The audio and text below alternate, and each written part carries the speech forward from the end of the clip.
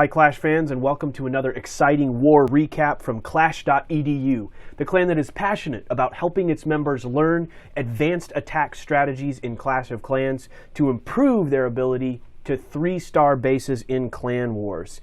We just finished a really tough war with Tatak Montalban. I believe that's a clan somewhere in the Philippines. They are a level 5 clan already, and so their clan castles were filled with max level troops, which we just don't have because we don't war with Town Hall 10s. As you can see, it came right down to the wire. If you look at the war events there, Tin Man, our number 2, defeated their number 1 in an epic go wee with P.E.K.K.A.s, and it was just a beautiful attack at the last minute. Unfortunately, their number 6 finally got the 3rd star on our number 10, which ended in a tie. Overall, though, this was a really great war. They clearly had the advantage in the war match with fewer Town Hall 7s and more Town Hall 8s. So in the middle, where we normally are able to clear all of the Town Hall 8s, we just didn't have the number of attacks that we needed in order to clean up all of the Town Hall 8s. But still, this was a great war. We had a lot of fun. It came right down to the wire and ended in a tie against a very good war clan and a clan that outmatched us, especially in those middle bases in Town Hall 7s and 8s. I want to show you some of the excellent attacks from this war. We'll start at the bottom this time. I want to show you attack number 7. This was done by our resident hog expert, Sheldon. And he just does a beautiful, it's almost like a textbook go weho, where he uses his golem to tank, get in, take out the queen, and some wizards and witches in there, and then just hogs this base for 3 stars. So let's take a look at how he engineered this 3-star victory.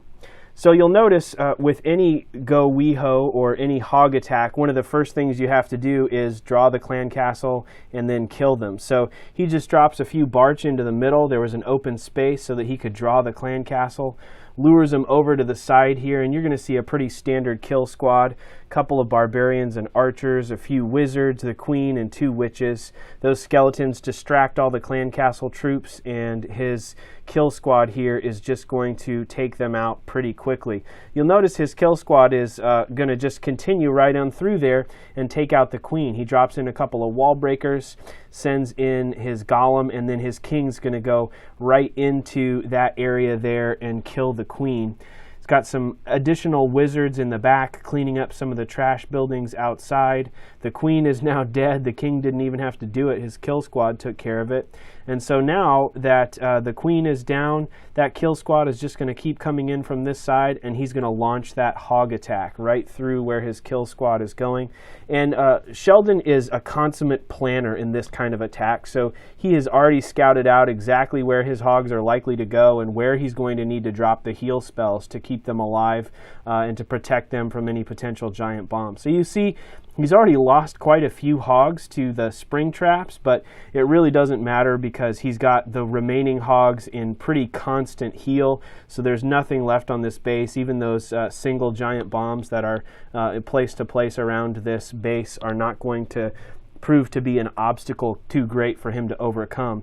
At this point, hog attacks like this go pretty quickly. His hogs have pretty much taken care of everything on this base. All that's left is that king. You're going to kill the king, and now it's just cleanup time. So we're going to fast forward through to the end. This was just a really great hog attack by Sheldon. I'm going to go back to the war map now, and I want to show you a really beautiful go wee on number 5. This one was executed by your friend and mine, the Russian redneck. Now red on this base, it just is just a classic go wee. 2 golems and 19 wizards, 6 witches, and they are just going to fan through this base and wipe it clean to 3 stars. So take a look at how this attack works out. He's going to start dropping his golems on the southeast side of this base, a line of wizards behind them to clean up all those high hit point buildings, and then a line of witches behind them. Now, the brilliance of the go wee attack is that all of those skeletons from the 6 witches that he's dropped just distract all of the defenses. And so your heroes, he's going to throw in some extra giants here just to serve as additional meat shields and kind of tanks for his wizards and witches. And so really what you end up having here is just a lot of units on the board. You can see at any given time with each of those witches being able to spawn 8 skeletons at a time, you've got 48 potential skeletons going around this base at any given time. You've got those 6 giants, and so the heroes and the wizards just are able to walk through the base almost unharmed because all of the defenses are so distracted by all of the skeletons, the giants, and even the golems that remain going through this base. So a couple of well-placed rage and heal spells keep this going, and you'll notice that he's basically just wiped straight through this base almost in a row. A couple of witches going down there, but still Queen goes out with a couple of double giant bombs, but he still has a ton of damaging troops left. So it looks like he's got probably close to 10 wizards left, still a couple of witches generating skeletons. He still has both of his golems with all of their, haven't split into golemites yet, and a couple of giants as well. So they're just going to continue around this base. All that's left are 4 cannons, and they just don't have the speed. They're not bunched up enough to cause any problems, especially with that barbarian king and a couple of golems and 3 giants still tanking for him. So I'm just going to fast forward through the rest of this. You can see this cleanup, but this was just a really great go wee wee attack. The addition of the giants was brilliant, provides some additional tanks to just further provide cover for the witches and wizards. Really nice attack, Redneck. Last one, this was our clutch 3 stars at the end. We thought, if you look at the war events, we thought that this 3-star attack might win us the war, but also in the last moment, you can see their number 6 took 1 star from our number 10 to give them the tie. But this was just a really beautiful go wipe attack with some witches thrown in, so it's a go we wipe attack.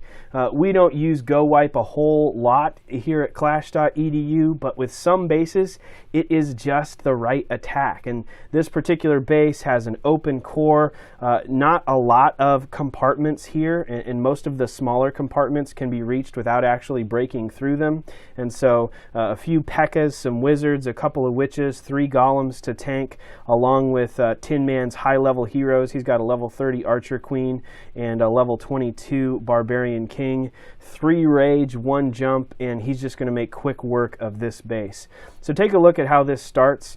He's going to fan out his golems here. They're all going to go after that same cannon initially, but he's going to fan them out through here, just draw all that fire, and then build a funnel. So you'll notice he dropped a few wizards there on each of the corners so that his largest group of troops, couple of witches and the wizards, are just going to go right into the core of the base.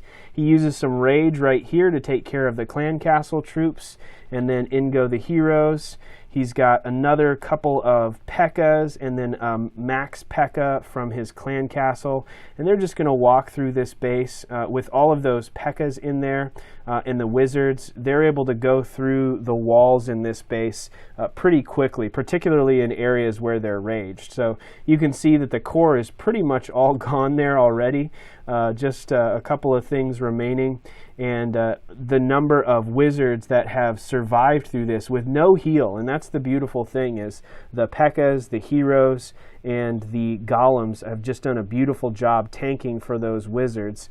So they're just cleaning up. A couple of wizards and witch and the queen in the middle are taking out the few remaining buildings inside of compartments, and then the king, a witch, a wizard, and 2 P.E.K.K.A.s are going around the outside, clearing out all of those buildings on the outside. I think he's going to use the hero ability pretty quick here, get some extra health, some extra archers to take out some of those buildings. witch and a couple of wizards are still going through. I'm just going to fast forward because this attack is pretty much over. Once the core of that base is down, he's got plenty of troops to go around the outside and finish the cleanup. This was a beautiful clutch 3-star go wee wee with P.E.K.K.A.s, and just a beautiful attack. We thought we had the victory, but it ended up giving us the tie. In any case, this was a great war and a great attack by the Tin Man. We hope you'll check us out on Clash of Clans. We are clash.edu, the clan that is passionate about helping our members learn advanced attack strategies in Clash of Clans to improve their ability to 3-star bases in clan wars. Details about our clan, we hope you'll check us out. Take a look in the comments section below the video.